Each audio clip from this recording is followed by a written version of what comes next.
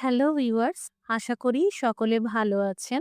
আজকে বানাবো একদম ঘরোয়া পদ্ধতিতে রোল সন্দেশ। যারা আগে কখনো মিষ্টি বা সন্দেশ বানাননি তারাও এক চান্সে বানাতে পারবেন। এতটাই সহজে তৈরি করা যায়। নমস্কার বন্ধুরা, আপনারা দেখছেন মৌয়ের সাথে রান্নাবান্না। রেসিপিটি ভালো লাগলে লাইক দিয়ে শেয়ার করে দেবেন। প্রতিদিন আরও নতুন নতুন রেসিপির জন্য আমার চ্যানেলটি সাবস্ক্রাইব করে রাখুন। এখানে আমি রোল সন্দেশ বানানোর পদ্ধতিটা দেখাবো। এছাড়াও আরও একটা মিষ্টি তৈরি করব। তাই একসাথে ১ লিটার দুধ গরম করে নিচ্ছি আর ছানা তৈরি করে নিচ্ছি। তারপর ছানাটাকে সমান ২ ভাগে ভাগ করে নিয়ে ১ ভাগ দিয়ে সন্দেশ তৈরি করা দেখাবো। আঁচটা বন্ধ করে দিয়ে ক্রমশ নাড়াচাড়া করে যেতে হবে যাতে এই গনগনে ধোঁয়া ওঠা কমে যায়।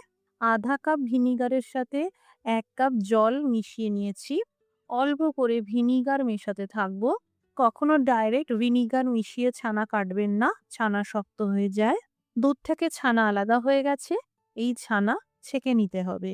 আর ঠান্ডা জল দিয়ে কমপক্ষে ২ থেকে ৩ বার ধুয়ে নিতে হবে। এবার আধা ঘন্টার জন্য ছানা থেকে জল ঝরতে দেব। ছানা একদম শুকনো হয়ে গেছে, এই দেখুন। এবার খুব ভালো করে মাখতে হবে যাতে ছানার প্রত্যেকটা দানা মসৃণ হয়ে যায় আর এই ছানা মাখাটা একদম মোলায়েম হয়। মিষ্টির দোকানে কমপক্ষে ১৫ মিনিট ধরে মেখে নেয়।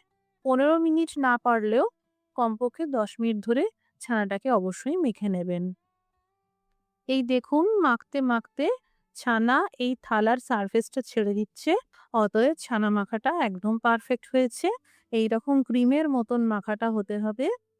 আধা কাপ তরল গরুর দুধ মিডিয়াম আঁচে গরম করে নেওয়ার পর ২ চামচ মতন গুঁড়ো চিনি দিয়ে দিলাম।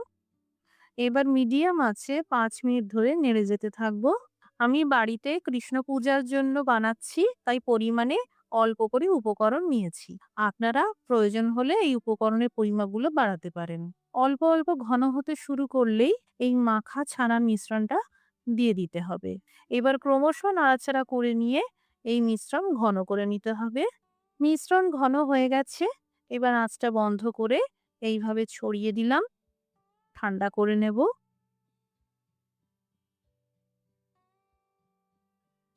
এবার এই একই প্যানে দিয়ে দিলাম বাকি আধা কাপ তরল দুধ। সময় সাশ্রয় করতে আমি আধা কাপ খোয়া ক্ষীরের ব্যবহার করেছি। এটা বাজারজাত খোয়া ক্ষীর।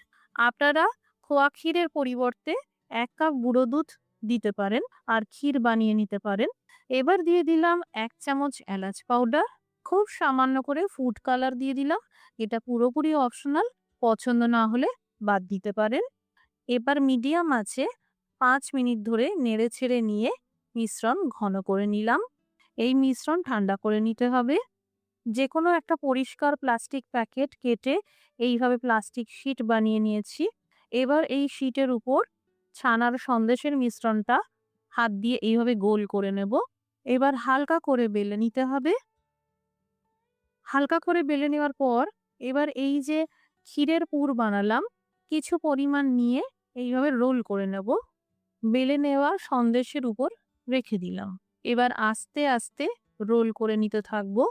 রোল করার পর খুব হালকা হাতে এইভাবে মসৃণ করে নিতে হবে। আর ২ দিকটা চেপে বন্ধ করে দিলাম। এবার খুব হালকা হাতে ধীরে ধীরে রোল করে নিতে থাকবো। এবার এই রোল থেকে গোল গোল করে সন্দেশের পিসগুলো কেটে নেব।